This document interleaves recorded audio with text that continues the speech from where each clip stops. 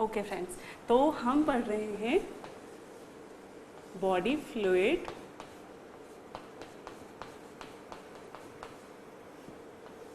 And circulation.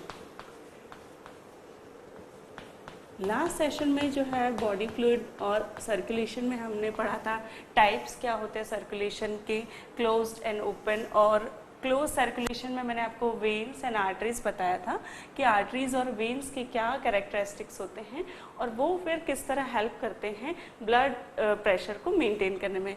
ठीक है, अब हम पढ़ेंगे ब्लड। ब्लड का क्या कंपोजिशन होता है, ठीक है, किन किन चीज़ों से मिलके वो बना होता है, कौन कौन सी सेल्स उसमें होती हैं, उसका क्या काम रहता है, ये हम आज पढ़ेंगे ब्लड में।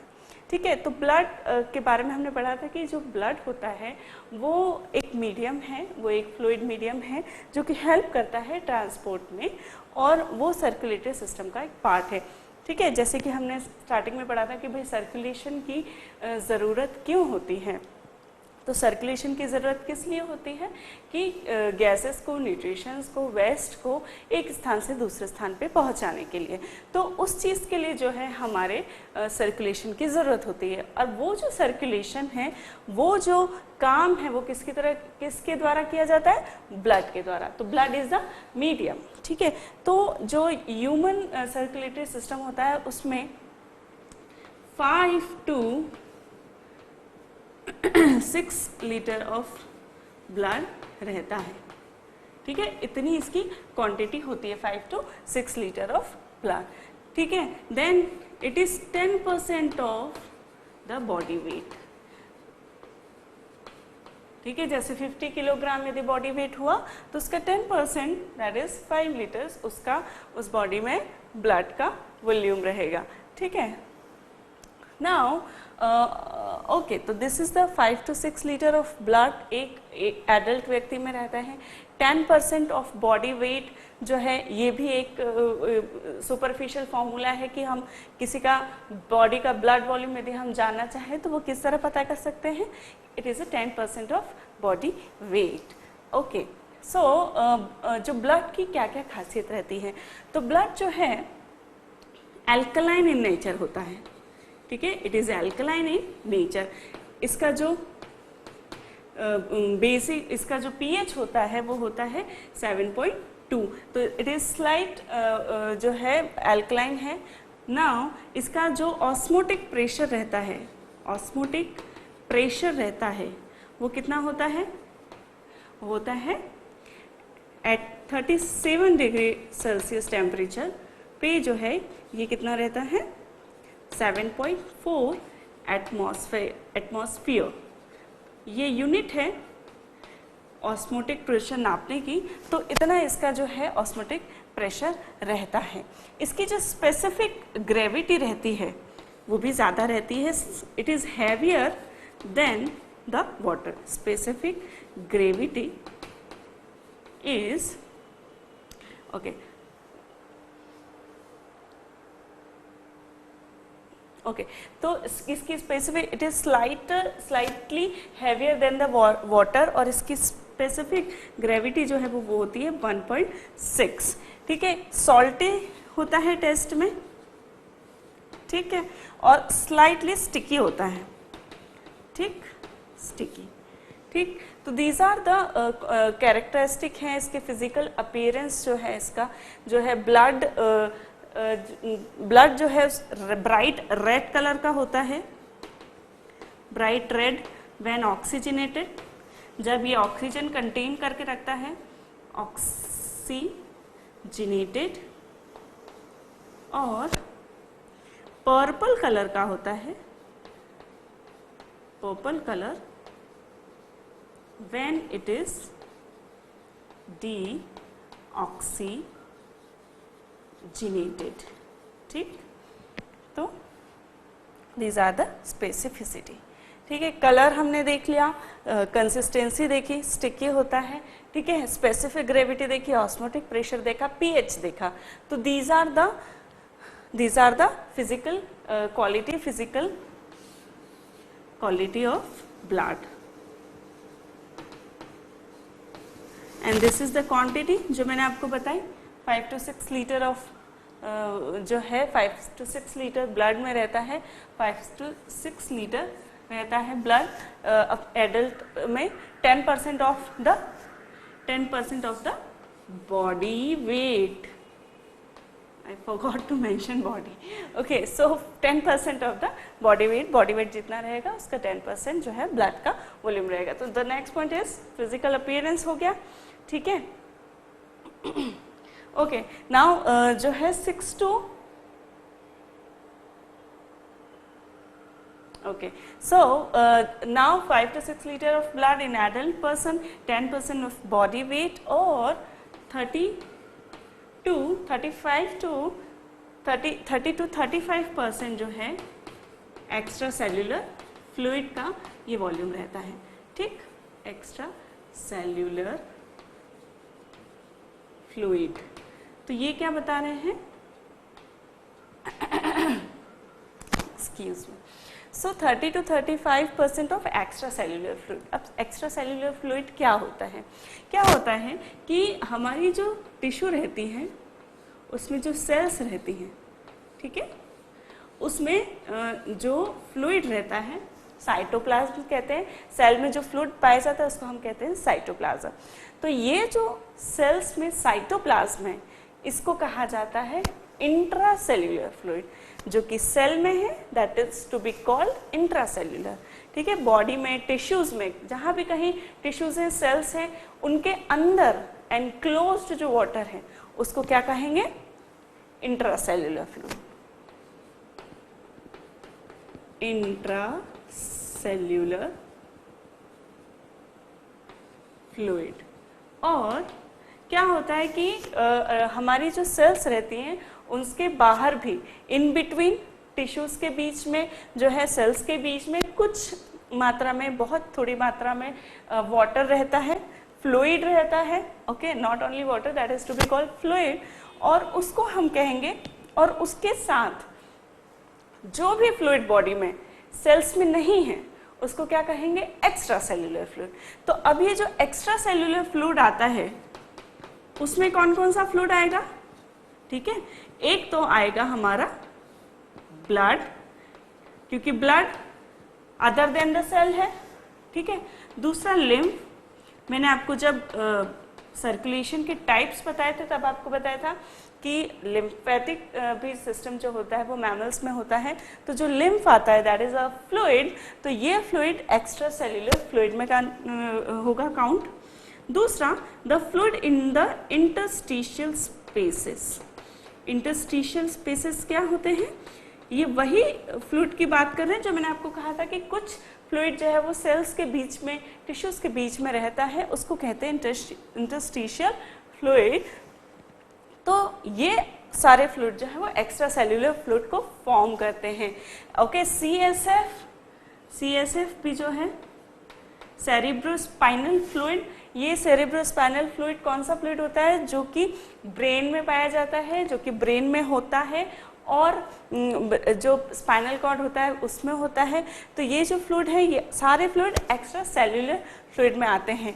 तो जितना भी टोटल एक्स्ट्रा सेल्यूलर फ्लूइड पाया जाता है बॉडी में उसका 30 to 35% जो है वो ब्लड के द्वारा फॉर्म होता है, ठीक है। तो these are the points to be remember blood के बारे में, कि इतना हमारा जो है ब्लड हमारी बॉडी में रहता है। इसकी क्या क्या क्वालिटी है, ये अल्कलाइन होता है, ऑस्मोटिक प्रेशर इसका 7.4 होता है। ऑस्मोटिक प्रेशर इज इम्पॉर्टेंट, क्यों मैं आगे आपको बताऊंगी, ओके ओके।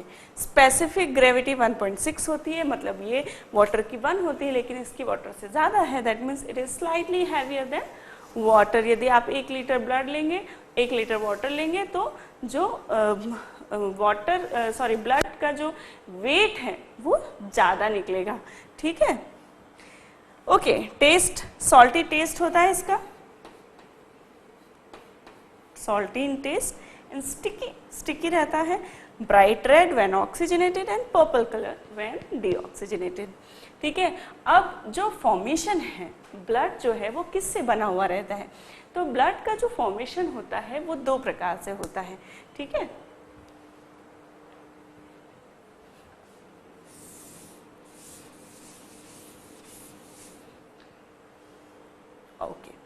सो ब्लड का जो फॉर्मेशन होता है, ब्लड में कैसा कंपोजिशन क्या रहता है, ठीक है। तो कंपोजिशन में जो है, कंपोजिशन पढ़ रहे हैं हम ब्लड का कंपोजिशन। तो ब्लड में जो है एक तो जो लिक्विड पाया जाता है, जो मीडियम है लिक्विड, उसको कहते हैं हम प्लाज्मा। और इसके अलावा पाया जाता है सेल्स, ठीक है। सेल्स कौन सी होती हैं अब, ठीक है, पहले प्लाज्मा देख लेते हैं, ठीक है। प्लाज्मा जो रहता है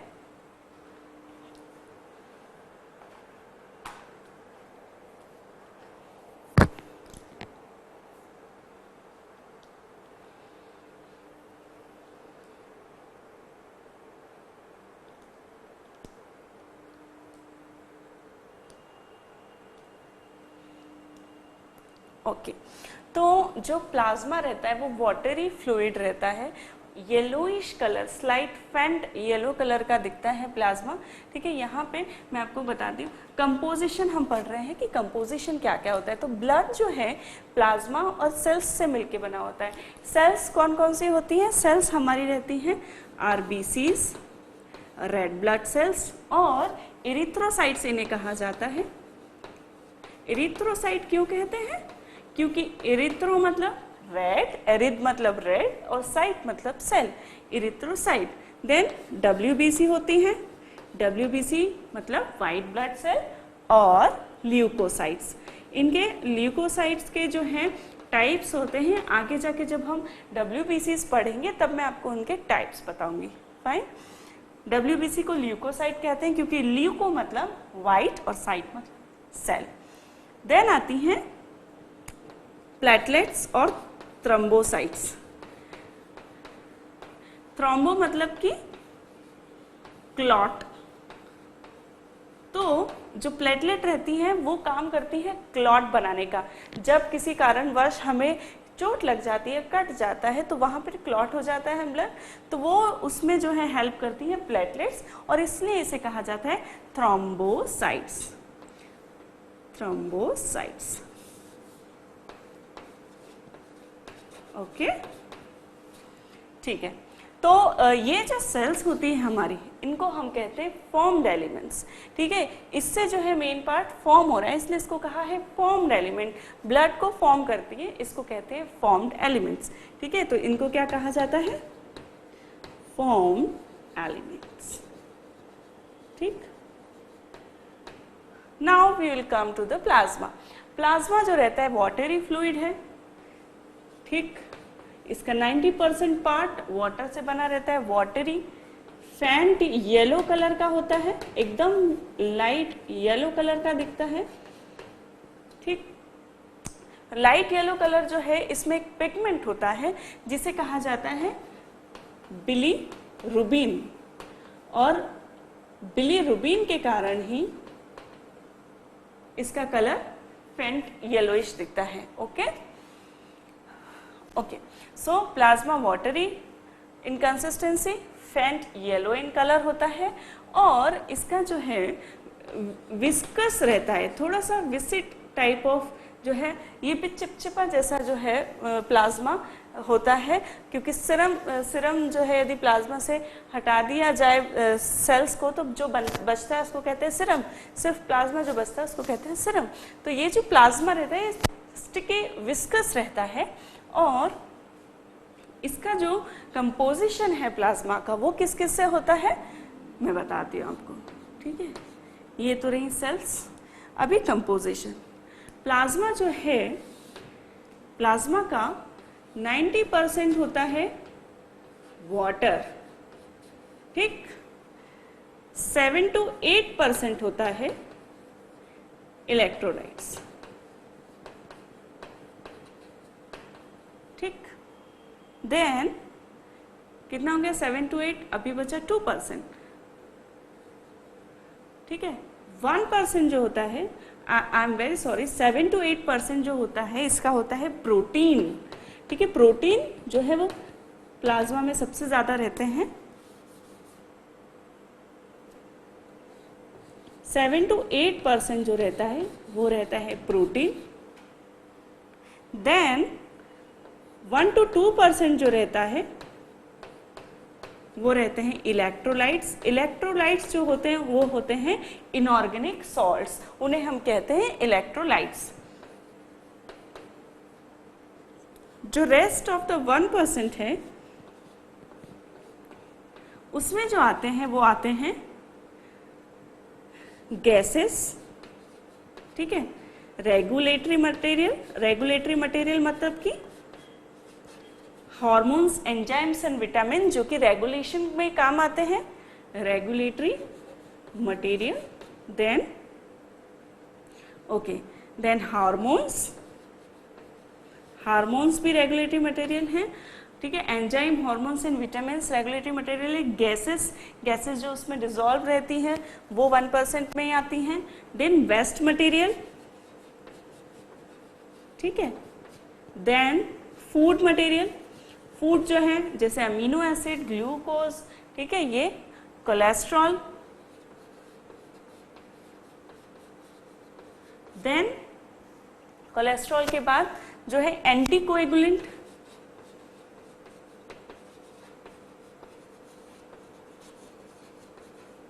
एंटीकोएगुलेंट, ठीक है।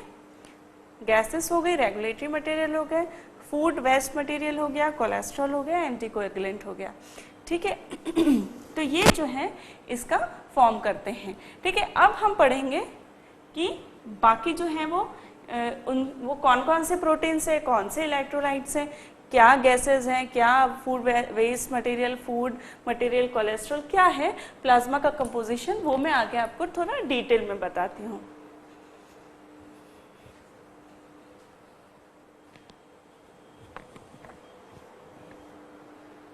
ओके, हम पढ़ रहे हैं ब्लड।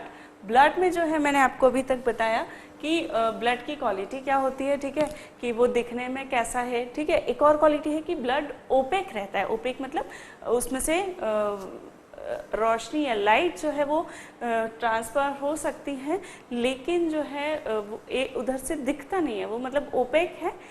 लाइट ट्रांसफर हो सकती है लेकिन we can not see, transparent नहीं है, ठीक है, ओपेक है। ओके, जब आप लाइट करेंगे तो लाइट उससे जो है इधर से उधर जाएगी, लेकिन आप उसके जो है देख नहीं सकते, उसकी ट्रांसपेरेंसी नहीं होती, ठीक है। तो ब्लड में देखा हमने कि उसकी क्वालिटी क्या है, उसकी जो है उसके फिजिकल अपीयरेंस कैसा होता है, ब्लड का कलर क्या होता है। उसके बाद हम कंपोजिशन पढ़ रहे हैं जिसमें हमने पढ़ा कि प्लाज्मा और सेल्स जो है उसका कंपोजिशन करती हैं ब्लड का। अच्छा, सेल्स को हमने पढ़ा कि ये सेल्स को फॉर्म्ड एलिमेंट्स कहा जाता है। सेल्स जो रहती हैं वो फ्लोटिंग रहती हैं प्लाज्मा में और इन्हें फॉर्म्ड एलिमेंट कहते हैं। अच्छा, एक इम्पॉर्टेंट बात ये है कि जो सेल्स होती हैं प्लाज्मा में, they don't divide in the blood, ठीक है। हमारी सारी सेल्स को डिवीजन की जो है कैपेसिटी होती है, एक्सेप्ट द न्यूरॉन्स। बाकी सारी सेल्स जो है हमारी बॉडी में बनती रहती हैं, फाइन। लेकिन ये जो सेल हैं ये ब्लड में डिवाइड नहीं होती, ये जो है बोन मैरो में जो है वहाँ पे इसका फॉर्मेशन होता है और फिर ये बोन मैरो से ब्लड में आती जाती है, ठीक है। तो बोन मैरो का काम है कि वो सेल्स को बनाए और फिर वो जो है सेल्स को ब्लड में डाल देता है और फिर वहाँ पे फर्दर कोई डिवीजन नहीं होता, ठीक। तो ये हमने पढ़ा। प्लाज्मा में हमने पढ़ा कि वाटरी है, विस्कस है, फैट येलो कलर का होता है, 90% इसका वाटर से बना है, 7 to 8% प्रोटीन का बना है, 1 to 2% इलेक्ट्रोलाइट या इनऑर्गेनिक सॉल्ट से बना है, ठीक है। इनऑर्गेनिक सॉल्ट लिख देते हैं हम, इनऑर्गेनिक सॉल्ट्स, ठीक। 1% जो है बाकी मटेरियल है। बाकी मटेरियल में भी क्या क्या मटेरियल है ये मैं बताऊंगी, ठीक है। जो 1% मटेरियल है वो अंदर बाहर होता रहता है, लेकिन फिर भी जो प्लाज्मा का कंपोजिशन है वो जो है हमेशा एकदम कांस्टेंट बना रहता है कि उसमें आते जाते रहते हैं, लेकिन वो मेंटेन रहती है। उसकी जो क्वांटिटी है वाटर हमेशा उसमें ज़्यादा रहेगा, 90% रहेगा।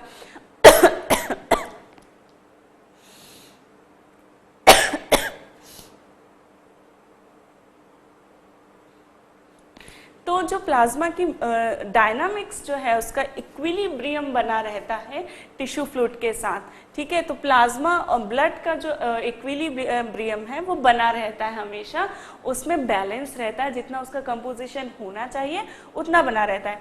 यदि उसका pH 7.2 है तो उसका pH 7.2 बना रहेगा। उसमें यदि इधर से इधर कुछ इम्बैलेंस हुआ तो प्रॉब्लम कॉज होती है, और उसको बैलेंस करने के लिए तुरंत एक्टिविटीज जो है हमारी बॉडी में चालू हो जाती हैं। ओके, तो ब्लड का कंपोजिशन जो है वो हम पढ़ रहे हैं, ठीक है।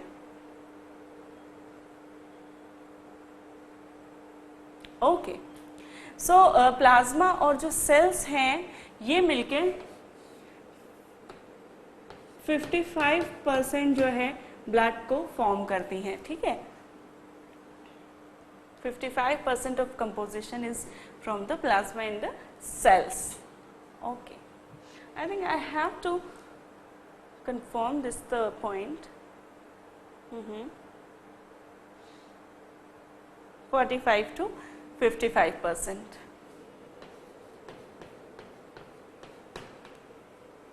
फाइन, तो अभी हम पढ़ रहे हैं प्लाज्मा। प्लाज्मा में जो है क्या क्या रहता है, तो प्लाज्मा में मैंने आपको बताया कि 90% तो वाटर रहता है, 7 to 8% जो है बॉडी में रहता है प्रोटीन। अब ये प्रोटीन क्या है? ब्लड में प्रोटीन का बहुत मेजर रोल है, बहुत ही इंपॉर्टेंट रोल है, क्योंकि ये जो प्रोटीन है, हमारी जो ब्लड रहता है उसमें 4 प्रकार के प्रोटीन पाए जाते हैं। एक तो सीरम एल्ब्यूमिन, ठीक है, serum globulin, then properdin, then prothrombin and thromboplastin.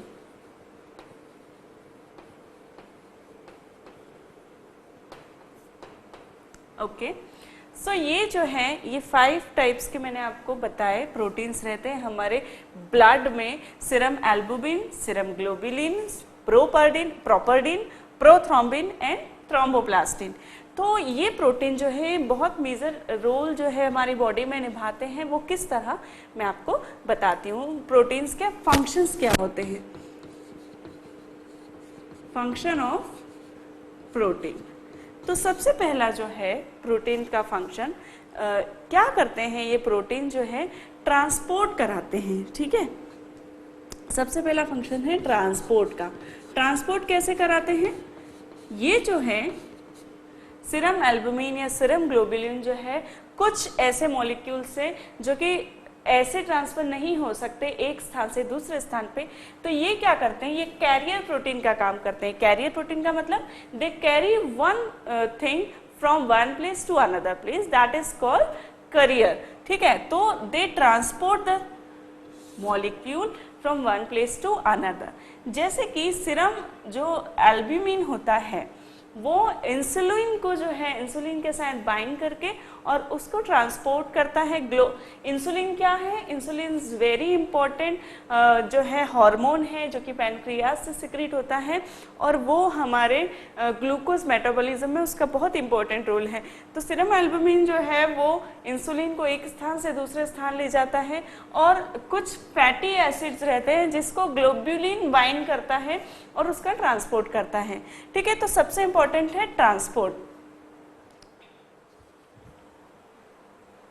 Okay, तो हम देख रहे हैं कि प्रोटीन जो है वो कितना हमारे फंक्शंस क्या क्या है। तो हम सबसे पहला है ट्रांसपोर्ट। प्रोटीन जो उसके फंक्शन है, सबसे पहला फंक्शन है ट्रांसपोर्ट का।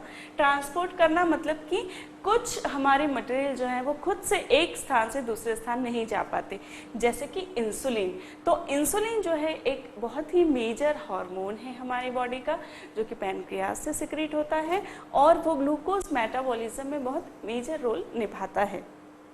तो जो ग्लोब्यूलिन होता है वो क्या करता है, इंसुलिन से बाइंड हो जाता है और इंसुलिन को एक स्थान से दूसरे स्थान पे ट्रांसपोर्ट कर देता है, जैसे कि लिवर से पैनक्रियाज जहाँ सिक्रीट करेगा वहाँ पे वो इंसुलिन से बाइंड होगा और फिर जहाँ पे भी ग्लूकोज मेटाबॉलिज्म के लिए इंसुलिन की ज़रूरत है वहाँ पे इसको ट्रांसपोर्ट कर देगा। उसी प्रकार जो थायरॉक्सिन हार्मोन होता है, थायरॉक्सिन हार्मोन जो रहता है वो सिक्रीट होता है थायराइड ग्लैंड से।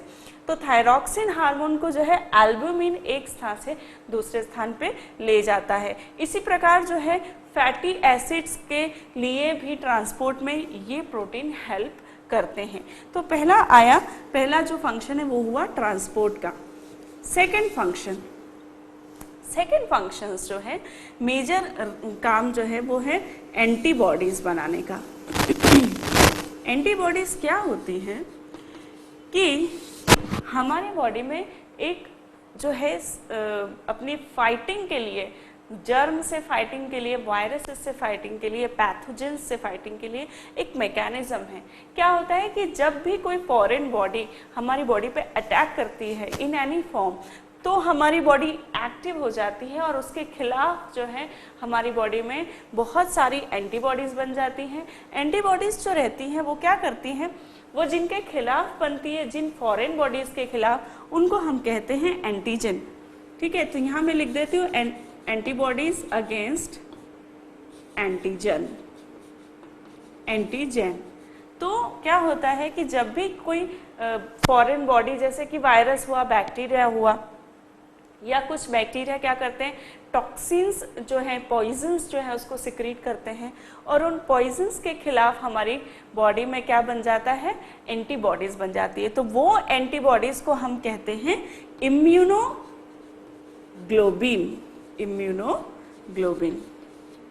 ठीक है, तो ये इम्यूनोग्लोबिन जो रहते हैं हमें उनसे फाइट करने में हेल्प करते हैं। तो इन एंटीबॉडीज को कहा जाता है इम्यूनोग्लोबिन, जो कि जो है प्रोटीन से बनती हैं। थर्ड जो फंक्शन है वो है ऑस्मोटिक प्रेशर मेंटेन करने का। ऑस्मोटिक प्रेशर क्या होता है कि जो प्रोटीन रहते हैं वो हमारे ब्लड का ऑस्मोटिक प्रेशर जो है उसको मेंटेन करके रखते हैं। और ज़्यादा ऑस्मोटिक प्रेशर होने की वजह से क्या होता है कि ब्लड में जो वाटर है वो उसी में कंटेन्ड रहता है। किसी कारणवश जब प्रोटीन यदि कम लिया जाता है डाइट में, या प्रोटीन लॉस होता है इन एनी फॉर्म बॉडी से, तो प्रोटीन की कमी के कारण ब्लड में ऑस्मोटिक प्रेशर कम होने लगता है और जो ब्लड है, ब्लड का फ्लूइड है, वो ब्लड का फ्लूइड कहाँ जाने लगता है, सेल्स में, जहाँ पे अभी ऑस्मोटिक प्रेशर बढ़ गया है।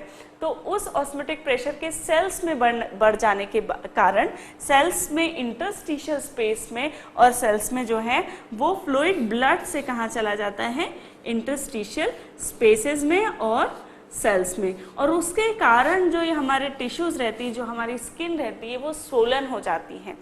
इसीलिए जो लोग जो है एडिमा मतलब स्वेलिंग मतलब किसी कारण से यदि किसी को स्वेलिंग आ जाती है तो क्या होता है कि उनको हम कहते हैं भाई प्रोटीन डाइट ले आप। तो जो है यदि लो प्रोटीन डाइट ली जाए या किसी कारणवश यूरिन में एल्ब्यूमिन का लॉस हो रहा है, प्रोटीन का लॉस हो रहा है, तो वो व्यक्ति को बॉडी में स्वेलिंग हो सकती है। तो उस बॉडी में स्वेलिंग का कॉज रहता है ऑस्मोटिक प्रेशर का कम हो जाना प्रोटीन की कमी के कारण। तो क्या होता है कि प्रोटीन्स जो हैं वो ऑस्मोटिक प्रेशर को बरकरार रखते हैं और ब्लड में फिर वाटर का जो लेवल है वो मेंटेन रहता है। चौथा जो फंक्शन है वो है बफर का। बफर का मतलब यदि किसी कारण से हमारी बॉडी में, हमारे ब्लड में जो है पीएच जो है वो कम या ज़्यादा हो रहा है, एसिडिक या बेसिक हो रहा है, तो ये जो एल्ब्यूमिन है वो बाइंड होके जो है और उस बैलेंस को मेंटेन करके रखते हैं और ये बफर बना लेते हैं। ठीक है, जैसे एसिड है तो उसके साथ रिएक्ट कर लेंगे, सॉल्ट्स बना लेंगे, सॉल्ट्स नहीं बनाएंगे, उसके साथ रिएक्ट करेंगे और जो है उसको एसिडिटी कम कर देंगे ब्लड की। यदि बेसिक हो रहा है तो वहाँ पे फिर वापस प्रोटीन जो है वो उनके साथ कैटायंस के साथ जो है वो रिएक्ट करेंगे और फिर उसको बैलेंस कर देंगे। तो इस प्रकार वो बफर बना लेते हैं। बफर आपने केमिस्ट्री में पढ़े होंगे। तो ये बफर्स बना लेते हैं प्रोटीन्स, और इस प्रकार हमारे ब्लड का पीएच मेंटेन करके रखते हैं। ओके, सो क्या क्या हो गया भाई? ट्रांसपोर्ट का हो गया, एंटीबॉडीज हो गई अगेंस्ट द एंटीजेंस, इम्यूनोग्लोबिन इन्हें कहा गया है, ऑस्मोटिक प्रेशर को मेंटेन करके रखता है, बफर बना के रखता है। ठीक, ओके। प्रोपरडीन, प्रोपरडीन का क्या काम है? प्रोपरडीन जो रहता है वो बैक्टीरिसाइडल रहता है। बैक्टीरिसाइडल मतलब बैक्टीरिया को किल करता है, और जो वायरस रहते हैं उनको जो है ये न्यूट्रलाइज करता है। न्यूट्रलाइज कर देता है। तो फिर क्या होता है कि ये हमें हार्म नहीं पहुंचा पाते। न्यूट्रलाइजेस वायरस को न्यूट्रलाइज कर देता है, बैक्टीरिया को किल कर देता है प्रोपरडीन। नाउ प्रोथ्रोम्बिन एंड थ्रोम्बोप्लास्टिन, तो ये जो दो प्रोटीन हैं ये क्या काम करते हैं?